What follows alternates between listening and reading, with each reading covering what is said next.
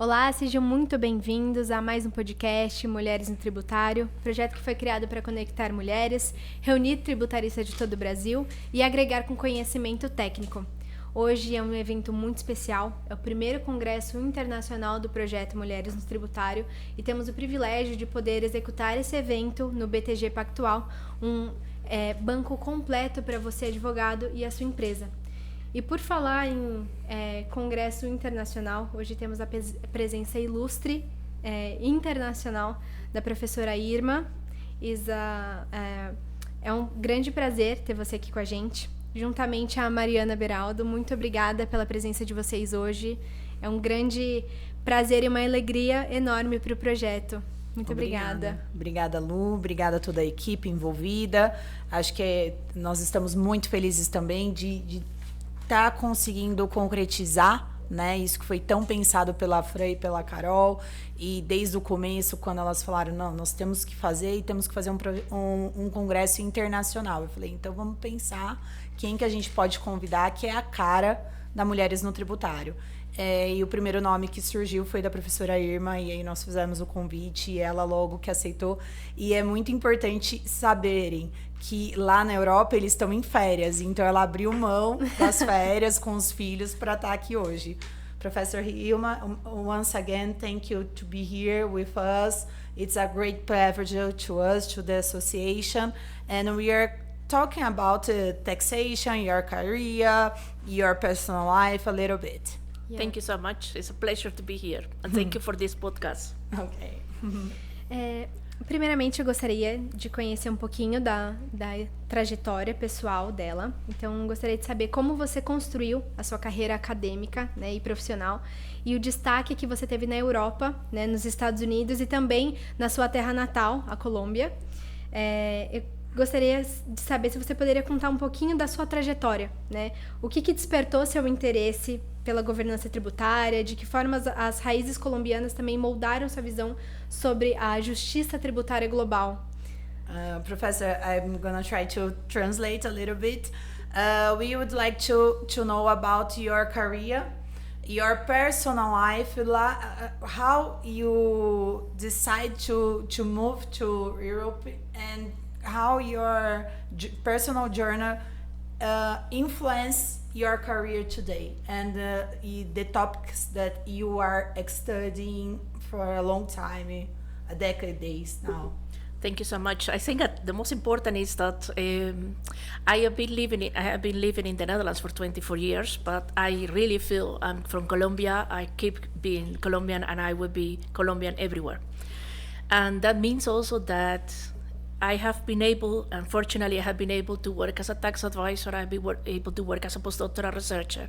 I have done my PhD, but the academia is the most important, and it's the most important place for me because it allows me to bring the voice of developing countries, and this is what I normally am doing right now, into all the international discussions. And being from Colombia means that I'm able to say, well, I'm not from the Netherlands, I'm from Colombia. And we need to understand that developed and developing countries are different.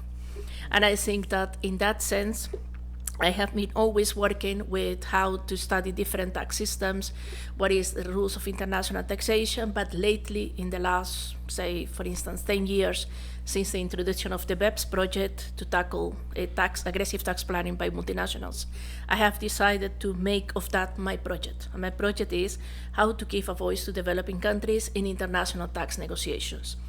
And the most important, I think, is to learn that developing countries need to have country ownership. That means that it's not what the OECD says, it's not what other AU, for instance, and also other countries, like for instance the US will say, but what the country needs. And country ownership means that from the country itself, you need to know what you need. Yeah.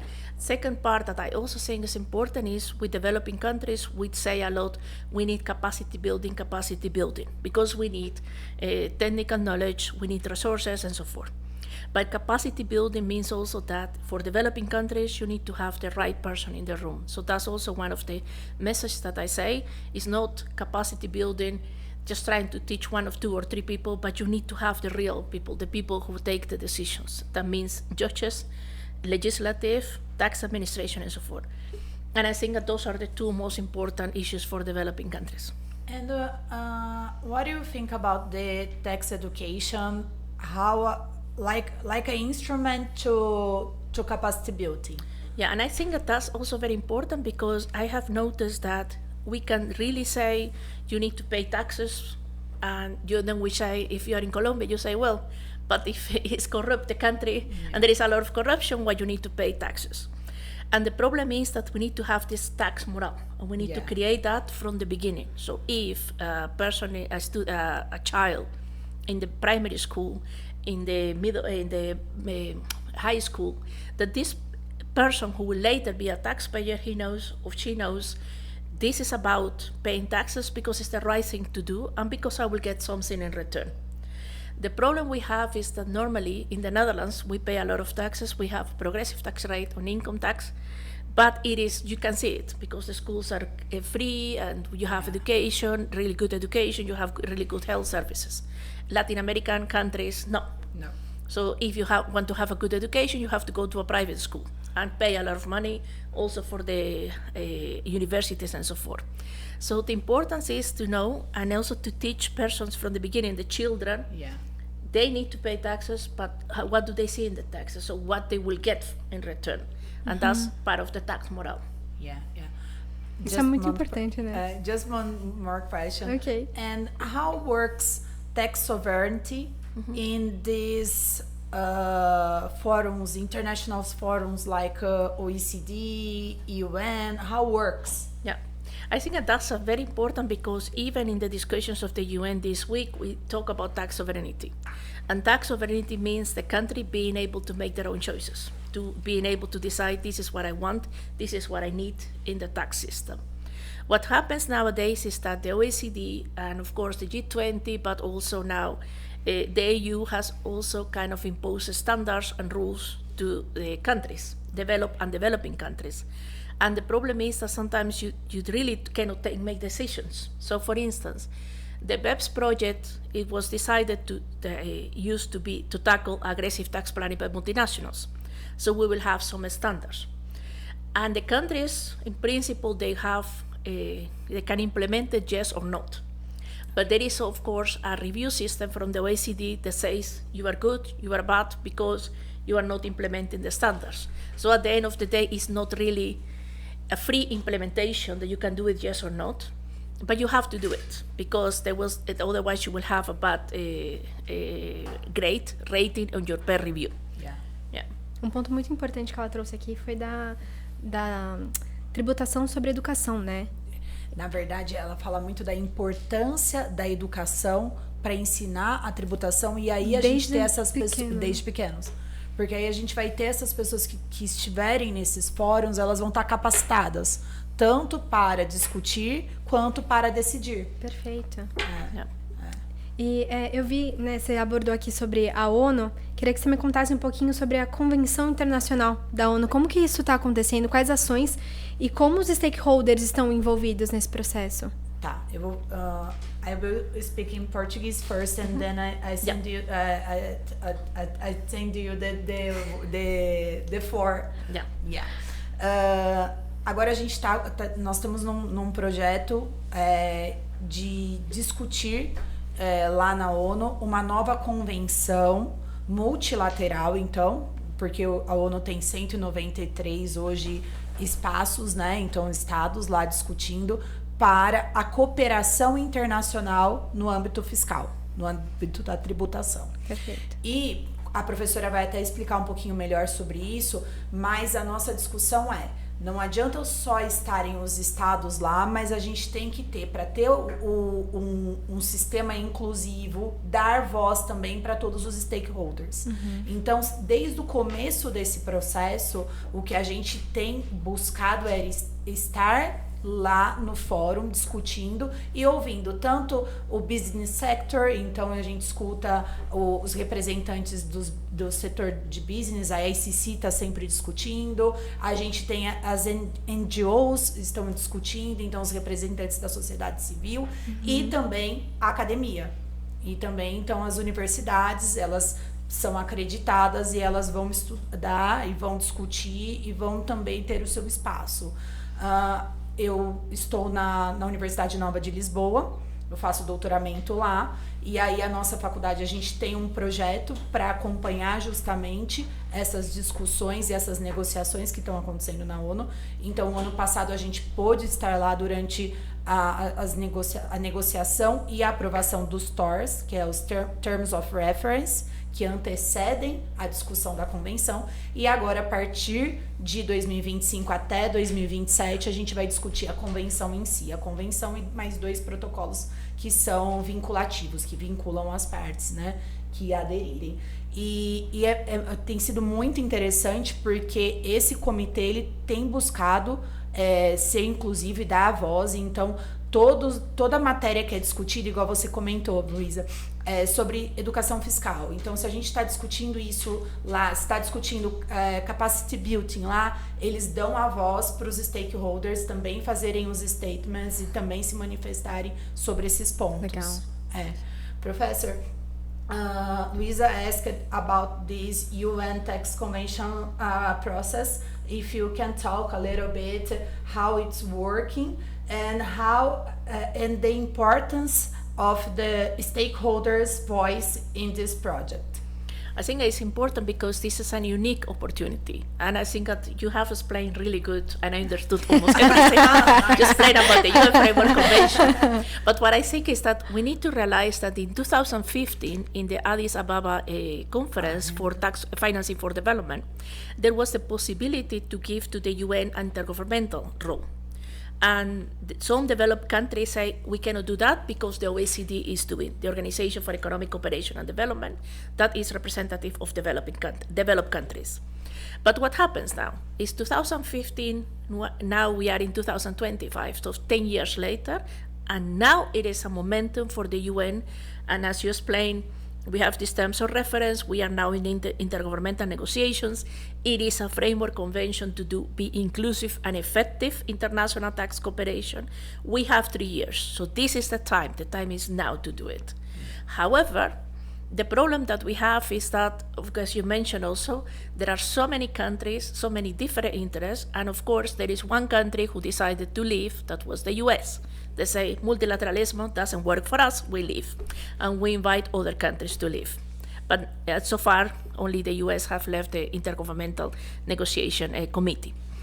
And then when we look at this convention and we look at the Framework Convention and the 2 protocols, the problem that we have is that there are a lot of interest in countries, and some countries will say, well, we need to talk about illicit financial flows. Other one we say taxation of natural resources. Otherwise we say wealth tax. Others will say allocation of taxing rights between source and residence. All these problems are problems that will take us years and years and years to discuss, and we will not be able to agree on that. So instead of we are now with this framework convention discussing about institutionalization of capacity building, so that we create a system with the UN, how we make sure that developing countries will cooperate, will work, will be receiving the capacity building. Instead of we create now a system of the Secretariat, the Conference of the Parties, a governance framework. We are talking about allocation of taxing rights between residence and source. I mean, since the 1920s, yes, with the League of Nations, we are discussing that, so we are not going to go anywhere. Next to that, we have the 2 protocols. The 2 protocols are dispute resolution, first one. We know, everyone who works in taxation knows that dispute resolution is almost difficult to achieve because tax administrations will have problems to agree. But we say, let's talk about also prevention. So let's go to mediation. Then let's think about how many countries will be able to have mediation. And then let's say, let's take away the investor-state dispute resolution from investment, that now they are using it for tax purposes as well. That's also another problem. So this protocol will not be effective enough because the countries are not prepared for that. Then we have the protocol on taxation of services in a highly digitalized economy. And this problem is that we will not reach an agreement on what is for you, what is for me, because at the end of the day, big companies and highly digitalized business, so as Netflix, Uber, Google, Amazon, and so forth, most of them are US companies.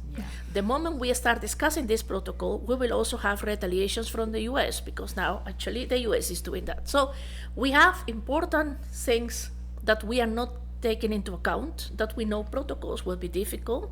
We are focusing on the Framework Convention on commitments, discussing allocation of taxing rights between residents and source. We are not discussing the governance. We are not discussing how the institutional structure that we want to have for the UN. So I'm not optimistic as much as I would have been 2-3 years ago on this, because we see that actually very little progress will take place or is going to happen. Eu acho que, para complementar, e vai ficar bem legal mesmo essa discussão para quem estiver ouvindo, aquela questão assim, a gente está perdendo aquela oportunidade que esperamos tanto tempo para ter, e discutindo questões que estão há décadas sendo discutidas, estamos perdendo o foco. O que a professora falou é muito isso. E o que acontece, Lu, se a gente chegar numa convenção que somente 65 países aderirem, não vai ser um sucesso.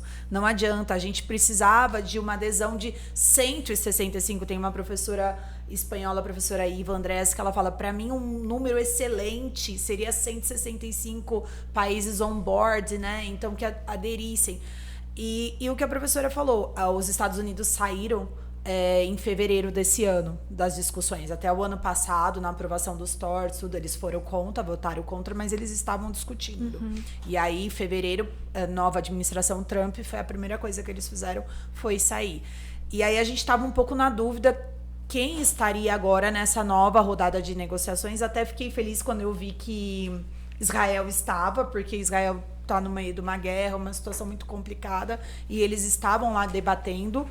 A delegada deles é até muito boa tecnicamente, conhece muito tributação, mas realmente eu acho que o caminho que era para a gente discutir cooperação internacional, que é essa, e não a questão de realocação dos recursos, como a professora falou, se a tributação é na fonte ou na residência, a gente perdeu um pouquinho o fio da meada. Temos tempo, eu acho que dá para a gente voltar. Só que a questão é foco. Vamos discutir o que precisa ser discutido. E com calma. E tecnicamente. Eu acho que é aí que a academia pode ajudar muito.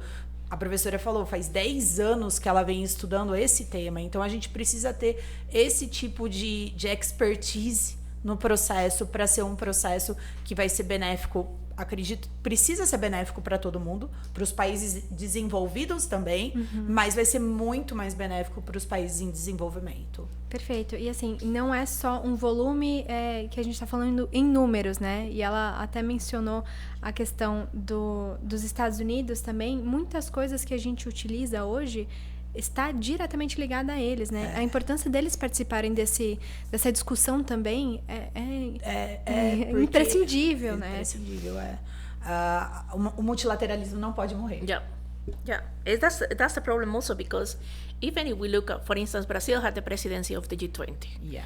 And Brazil tried to just, at that moment with the president of G20, also to address issues of fairness, address issues of taxation for sustainable development goals, to reduce poverty and hunger, so progressiveness of the tax systems and so on. And even though if you have these political forums like the G20, we have also the G7, for instance, and we have the OECD as institutional, and we have the EU, and we have the UN. So when we look at the political forums, you need to have the political will. Yeah. So even if you discuss about progressiveness of tax systems, of fairness, you need to have all countries to agree on that. When we look at now at G7, for instance, this year there was, because of the US, they say we need to have a side-by-side system on the Pillar 2. That is to reduce tax competition and to have a minimum tax, 15%. Uma tributação mínima para as multinacionais. Yeah. And we have that Pillar 2 for the minimum tax, but actually now the USA, we need a system next to that. So we have a side-by-side system, what we call. So here is the Pillar 2, minimum tax, and here is the US. Paralelo, né? Tem que trabalhar em paralelo. Exactly. Perfect. And then we have the OECD and we have the UN. And we see actually that in this multilateralism, if we do have the OECD, we say it's only developed countries. So we can have the UN because it's developed and developing countries. But we know that, for instance, European countries will say, we are only going to vote what we think is good for us. So it's gonna, perhaps in certain issues, they will abstain, or they are also using about the optional protocols, for instance. This week, one of the countries also explained about the optional protocols, so not mandatory, but optional. So if we are talking about, it's kind of like, we call a la carte. So what do I get from multilateralism? Yeah. What I don't? Will I get it here? Will I get it there or not? So we are not really seeing anything. And I have difficulties to think that we will agree on something. And that's the reason why we go back again and we say, let's establish the governance, let's put this capacity building institutionalized, let's look at the UN Secretariat, let's look at the Conference of the Parties, let's discuss the governance. Yeah. Because at least in the governance, we may not have all the countries, but we may create a new system for the future. So in a way, this multilateralism a la carta, what we can say, for you yes, for me no, something like that, it doesn't work. Só para complementar, eu não sei se a professora concorda com esse ponto. I don't know if you agree with this, but I think MLI, BEPS, MLI, it's a good instrument. It's a good tax. We have a good law there, a good agreement there, but we have two problems: the inclusiveness, because was discussed and decided in closed doors, just with 20 countries, and the optionals, the reservations, they empty the agreement that they discuss. This is a problem, a huge problem. Yeah, and that's also the issue that when we started with multilateralism, talking about the change of information. Yeah. Because of the financial crisis, we say we need money, so a change of information. A change of information means assistance between tax authorities. I give you information, I receive information from you. This is assistance only. When we started with the project to tackle aggressive tax planning by multinationals, to introduce a fair share by multinationals, the BEPS project, based on profit shifting, we say, actually, we need to set up certain rules, we need to set up certain standards. So it's not only about assistance between tax authorities, but legislating, creating rule making. And the problem that we have there is that this was for the BEPS 44 countries, so G20 plus OECD countries, plus some countries that were invited under the process, they were under the process of the accession to the OECD. So what we call BEPS 44 countries. But then you have this BEPS inclusive framework, and we are talking about more than 150 jurisdictions. So 100 countries and more have agreed to this, but they never participated on the agenda setting. They never discuss it. They never discuss it. But they say, but we are on equal footing. Equal footing means only for purposes of the implementation. So next to that, we create the BEPS MLI, the multilateral instrument, where we say, let's try to amend bilateral tax treaties with this multilateral instrument. Interesting enough, going back to our big partner, the US became a member of the BEPS inclusive framework, but decided not to be member of to sign the MLI.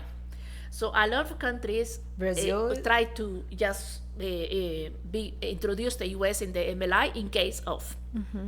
So again, there was for the, by not being in the MLI, the multilateral instrument, all these tax treaties with the US, actually, you cannot change it because it will go to bilateral negotiations.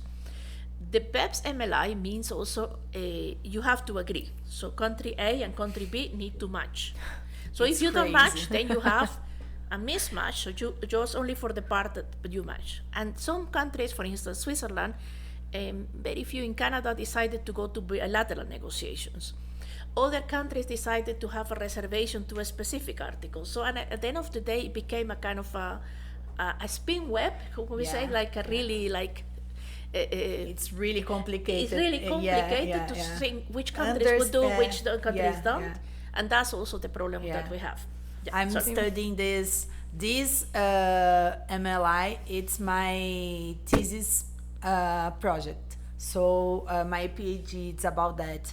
So it's really, really crazy, and I'm doing a comparative study about the options and the reservations that some jurisdictions made. So, and I cannot say about the end of the study, but I know that it's a good instrument. The agreement, it's really nice, but it's empty because nobody is agreeing with nothing. São muitos pontos divergentes, Exato. né? Até que ponto eles vão concordar nisso. Exato. E como, né? Exato. Como arrumar uma solução para essa Exato. situação. É cíclico. Eles tornaram o documento vazio. Vazio. Tirando, tem algumas cláusulas que elas são obrigatórias, mas as cláusulas que são as mais importantes, ou as pessoas, ou as jurisdições se reservaram de aplicar, ou fizeram aplicação opcional e ainda tem algumas opções que você pode escolher. E aí, a hora que você vai olhar a convenção bilateral do outro país, ele não concordou com a mesma, então não se aplica. Fica uma lacuna sempre vazia, né? Fica. Muito Mas complicado. acho que é isso. E aí eu queria entender, né, essa conferência é organizada pelo Mulheres no Tributário e a associação ela é criada por lideranças de mulheres, né? E é um forte compromisso em promover a diversidade, né, a liderança, principalmente nessa área tributária, que hoje ela é majoritariamente ocupada por homens. E aí eu queria saber, Irma, como você se sente ao ser convidada, né, nesse congresso internacional, o primeiro congresso internacional, falando um pouco sobre o direito das mulheres e a gente não trazer essa segregação, né? E ajudar também a moldar o futuro através da educação e essas propostas de solução, né, internacional. Yeah, and I think that's what I understood. So I think that it is very important sometimes to think about as a woman in a world that is very competitive, and if you are a mother and you have a different cultural background, you have a different nationality, and you are a woman, and then how do you make the best of it? Yeah. And you have two choices. Either way, you complain and you say, I will never have this opportunity, I will never do this or that, or go for it. I'm the first Latin American woman in 450 years in the history of the University of Leiden who became a professor. And that means that one person trusts me and gave me and say, you can do it. The dean of my faculty at that moment, you say, you are the best example, you are a foreigner, you are a mother, and you got a grant. It was a very prestigious grant what I got. But the problem sometimes we have is that we, as women, we apologize a lot. And we say, oh, I'm sorry because I didn't do this, or I'm sorry because I didn't do that. But if we don't apologize, then sometimes they say, but you are aggressive, you are not really communicating well, and whatever. Mm-hmm. So you have to find the balance between keep being you. You mean Irma Joana Mosquera Valderrama, who is from Bucaramanga, Colombia, who will always dress different. It will never be blonde, whatever. And still being able to discuss on the content. I was a PhD dean at the faculty, at the Leiden Law School, the Faculty of Law, for 3 years approximately. And it was really nice because I was the first PhD dean that was also a foreigner. So for PhDs, we're saying, oh, she's foreigner and she knows. And that was in the time of COVID, so of course it was very difficult for people. And what you can do about it is, I think the important is to create kind of a network of women that help each other. And most of the women who I have in my network are professors who help me. So someone could I have 24 hours, and if something happens, I can call that person. In the Netherlands, and especially in Leiden, being the only woman, like I mentioned that in the faculty, but also in the whole history, and being the oldest university, it's not easy because, of course, they say, well, your Dutch is not good enough, or this and this and this. But at the end of the day, you show your capacities and you also do what you promise. So if you say, I'm going to do something, you do it. And the results is what we show you, but also, and most important, I think I learned in the last few years is just be kind to yourself. Yeah. Because, I don't know, sé amable contigo mismo. That's what we say in Spanish. Because sometimes we are our worst critics, and we think, oh, but I should have done this, I should have done that, and if you are not kind to yourself, who is going to be it? So keep a balance between being you, Irma Johanna Mosquera Valderrama, and putting content, but also be kind to yourself and try to help other people, because at the end of the day are women, and I think that the only reason why I justify that I'm here in the summer holiday is because was this conference for women. Otherwise, I will not be here. No. So it was the only. Thank you, Professor. Thank you a lot. Yeah. So because I think, and when I saw in the beginning everyone being so happy and being, I really like it. I got like really, this is what I like. We can be successful, we can be pretty, we can be intelligent, we can be mothers or not, whatever we want to. But also be kind to yourself, because we forget about that. Mas que conselho, né? Muito, muito, muito. Eu acho que a professora trouxe mais do que tributação aqui pra mesa. Sem dúvida. Trouxe o espírito da Mulheres no Tributário, né? Sem dúvida. E assim, o ponto da gente, por ser mulher, a gente se cobra muito, né? Isso que ela trouxe como um ponto muito importante. Porque a gente tem tanta tarefa e a gente precisa se provar o tempo todo, as pessoas descredibilizam tanto a gente, que a gente realmente, às vezes, precisa dessa pausa e ser amável com a gente mesmo, né? Ter esse carinho e falar, não, tá tudo bem, eu tô dando o meu melhor, tô mostrando que eu sou capaz, mas tudo bem se eu errar em algum momento, porque eu não vou ser descredibilizada por isso, né? Eu acho que é muito importante pra gente hoje, e eu tento falar isso lá em casa, eu tenho menina e menino, então, né, tento mostrar para os dois lados que a gente tem muitas bolinhas para equilibrar e alguma vai cair em algum tempo e tudo bem. E o segundo conselho que eu sempre dou, que eu sempre falo para os meus filhos, a gente tem que ser muito amável com a gente, mas a gente tem que ser muito amável com o próximo, assim, porque hoje está muito difícil essa empatia. Empatia. E eu acho que na minha jovem ainda carreira, eu fiz grandes amigos e amigas, principalmente, mas os dois, amigos e amigas.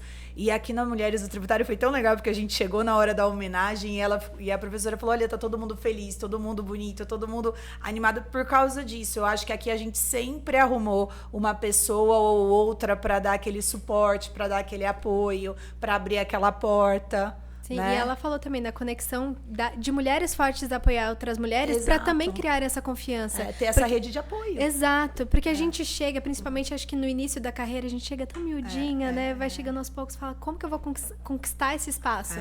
E aí, com o incentivo de tantas mulheres reunidas hoje, a gente tem ocupado cada vez mais cargos de liderança. Então, a importância disso, né? De olhar também pro outro e falar, não, vem aqui, dá a mão, a gente vai juntas nessa, vamos aprender, vamos fazer acontecer. Então, e quando eu sugeri para a Fra e para a Carol o nome da professora, foi justamente o que a professora falou. Eu mandei o discurso da professora quando ela assumiu a cadeira lá em Linda. E o discurso da professora é tão emocionante, é tão cheio de conteúdo, de técnica, que eu convido todos vocês a entrarem e assistirem o speech dela, que realmente impacta e mostra o poder da mulher e o poder do estudo, como ele traz diferenças na nossa vida, e por isso que isso tem que ser uma pauta de todos nós. É muito legal, Mari. E para quem quer assistir esse discurso, onde a gente consegue encontrar? No YouTube você consegue colocar o nome da professora e Universidade de Leiden, vai aparecer já ela no discurso, né? Yeah. E a professora tem um website também. In YouTube, Glove Tax Golf is the project, and we also try to do everything, videos, all the Congress seminars we organize, everything open access, presentations open access, so publications open access, so everyone around in the world, anywhere, is also able to access to that free of charge. Because otherwise, I mean, if you are talking about developing countries, you cannot say, I'm from the Netherlands, from my nice office at the university, talking about developing countries. You need to bring it to developing countries. That is important. Foi uma honra enorme ter vocês aqui hoje, abordando não só sobre a tributação, né, mas trazendo pontos tão importantes sobre o empoderamento feminino e sobre a gente conquistar esse mundo, colocar a nossa imposição e realmente ocupar cargos que são tão importantes para a educação, né? Que é a base e a gente conseguir realmente transformar o mundo pouquinho a pouquinho. Muito obrigada, Irma. Foi um prazer enorme ter você aqui no nosso congresso e recebê-la no Brasil, né? Foi um grande prazer. Mari, muito obrigada também pela companhia e por participar desse projeto tão maravilhoso. Muito obrigada. Obrigada. Thank you so much. Muito obrigada. Obrigada.